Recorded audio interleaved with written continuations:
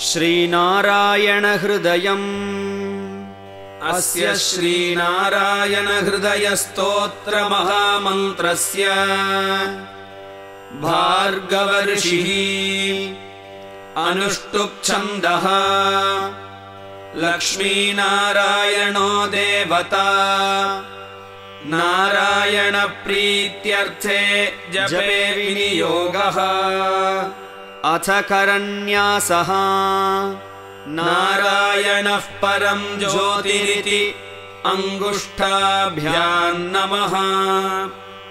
नारायणः परं ब्रह्मेति तर्जनीभ्यां नमः नारायणः परो देव इति मध्यमाभ्यां नमः नारायणः परं धामेति अनामिकाभ्यां नमः नारायणः परो धर्म इति कनिष्ठिकाभ्यां नमः विश्वं नारायण इति करतलकरपृष्ठाभ्यां नमः अथ अङ्गन्यासः नारायणः परं ज्योतिरिति हृदयाय नमः नारायणः परं ब्रह्मेति शिरसे स्वाहा नारायणः परो देव इति शिखायै वौषट् नारायणः परं धामेति कवचाय हुम् नारायणः परो धर्म इति नेत्राभ्यां वौषट् विश्वं नारायण इति अस्त्राय फट् भूर्भुवः सुवरोम् इति दिग्बन्धः अथ ध्यानम् उद्यदादित्यसङ्काशम् पीतवासं चतुर्भुजम् शङ्खचक्रगदापाणिम् ध्यायेल्लक्ष्मीपतिं हरिम् त्रैलोक्याधारचक्रं तदुपरि कमठं तत्र चानन्दभोगी तन्मध्ये भूमिपद्माङ्कुशशिखरदलं कर्णिकाभूतमेरुम् तत्रत्यं शान्तमूर्तिं मणिमयमकुटं कुण्डलोद्भासिताङ्गम् लक्ष्मीनारायणाख्यं सरसिजनयनं सन्ततं चिन्तयामः अस्य श्रीनारायण हृदय स्तोत्र महामन्त्रस्य ब्रह्मा ऋषिः अनुष्टुप् छन्दः नारायणो देवता नारायण प्रीत्यर्थे जपे विनियोगः नारायणः परं ज्योतिरात्मा नारायणः परः नारायणः परं ब्रह्म नारायण नमोऽस्तु ते नारायणः परो देवो दाता नारायणः परः नारायणः परो ध्याता नारायण नमोऽस्तु ते नारायणः परं धाम ध्यानं नारायणः परः नारायणः परो धर्मो नारायण नमोऽस्तु ते नारायणः परो देवो विद्या नारायणः परः विश्वं नारायणः साक्षात् नारायण नमोऽस्तु ते नारायणाद्विधिर्जातो जातो नारायणाद्भवः जातो नारायणादिन्द्रो नारायण नमोऽस्तु ते रविर्नारायणस्तेजश्चन्द्रो नारायणो महः वह्निर्नारायणः साक्षात् नारायण नमोऽस्तु ते नारायण उपास्य स्याद्गुरुर्नारायणः परः नारायणः परो बोधो नारायण नमोऽस्तु ते नारायणः फलं मुख्यं सिद्धिर्नारायणः सुखम् हरिर्नारायणः शुद्धिर्नारायण नमोऽस्तु ते निगमावेदितानन्दकल्याणगुणवारिधे नारायण नमस्तेऽस्तु नरकार्णवतारक जन्म मृत्युजरा व्याधि पारतन्त्र्यादिभिः सदा दोषैरस्पृष्टरूपाय नारायण नमोऽस्तु ते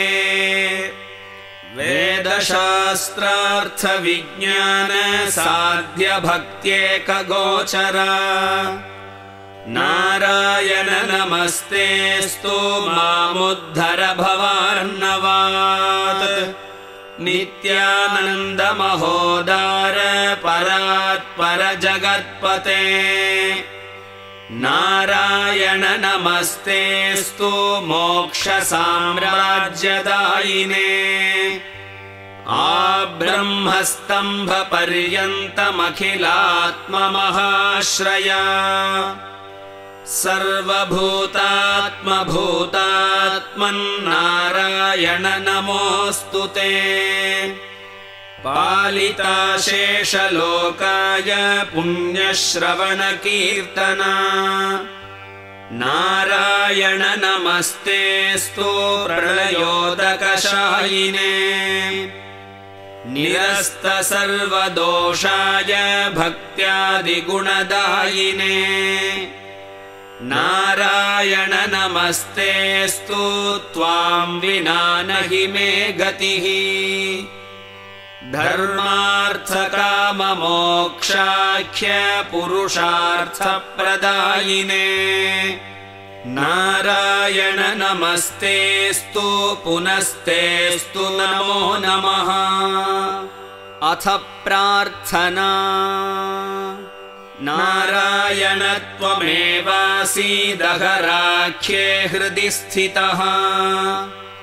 प्रेरिता प्रेर्यमाणानां त्वया प्रेरितमानसः त्वदाज्ञां शिरसा कृत्वा भजामि जनपावनम्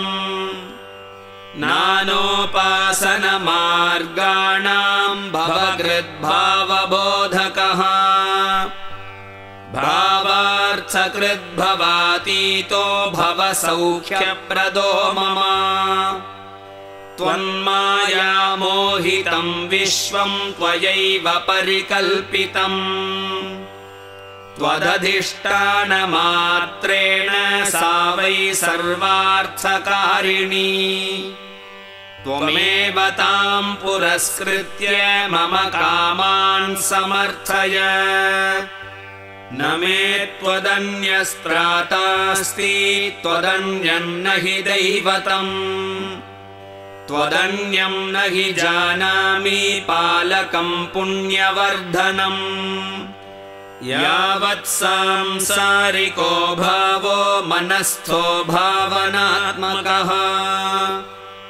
तावत् सिद्धिर्भवेत् साध्या सर्वथा सर्वदा विभो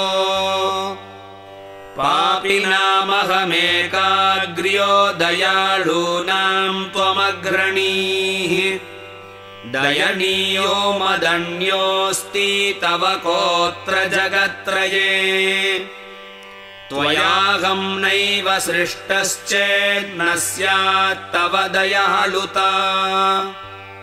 आमयो वा न सृष्टश्चेदौषधस्य वृथोदयः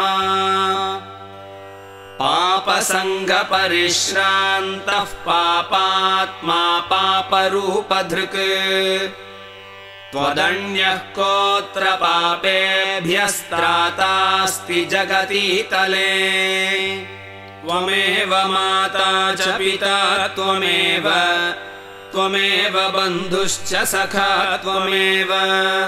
त्वमेव सेव्यश्च गुरुस्त्वमेव त्वमेव सर्वं मम देवदेव प्रार्थनादशकं चैव मूलाष्टकमतः परम् यः पठेत् शृणुयान्नित्यं तस्य लक्ष्मी स्थिरा भवेत् नारायणस्य हृदयं सर्वाभीष्टफलप्रदम् लक्ष्मीहृदयकं स्तोत्रं यदि चैतद्विना कृतम् तत्सर्वं निष्फलं प्रोक्तं लक्ष्मीः क्रुध्यति सर्वदा एतत्सङ्कलितं स्तोत्रं सर्वाभीष्टफलप्रदम् जपेत् सङ्कलितं कृत्वा सर्वाभीष्टमवाप्नुयात् नारायणस्य हृदयमादौ जप्त्वा ततः परम् लक्ष्मीहृदयकं स्तोत्रं जपेन्नारायणं पुनः पुनर्नारायणं जप्त्वा पुनर्लक्ष्मीनुतिं जपेत् तद्वद्होमादिकं कुर्यादेतत्सङ्कलितं शुभम् एवं मध्ये द्विवारेण जपेत् सङ्कलितं शुभम् लक्ष्मीहृदयके स्तोत्रे सर्वमन्यत् प्रकाशितम् सर्वान् कामानवाप्नोति आधिव्याधिभयं हरेत् गोप्यमेतत् सदा कुर्यात् न सर्वत्र प्रकाशयेत् इति गुह्यतमं शास्त्रं प्रोक्तं ब्रह्मादिभिः पुरा लक्ष्मीहृदयप्रोक्तेन विधिना साधयेत् सुधीः तस्मात् सर्वप्रयत्नेन साधयेत् गोपयेत् सुधीः यत्रैतत्पुस्तकं तिष्ठेत् लक्ष्मीनारायणात्मकम् भूतपैशाच वेताल भयं नैव तु सर्वदा भृगुवारे तथा रात्रौ पूजयेत् पुस्तकद्वयम् सर्वथा सर्वदा स्तुत्यं गोपयेत् साधयेत् सुधीः गोपनात् साधनान् लोके धन्यो भवति तत्त्वतः इत्यथर्वरगस्ये उत्तरभागे नारायणहृदयम्।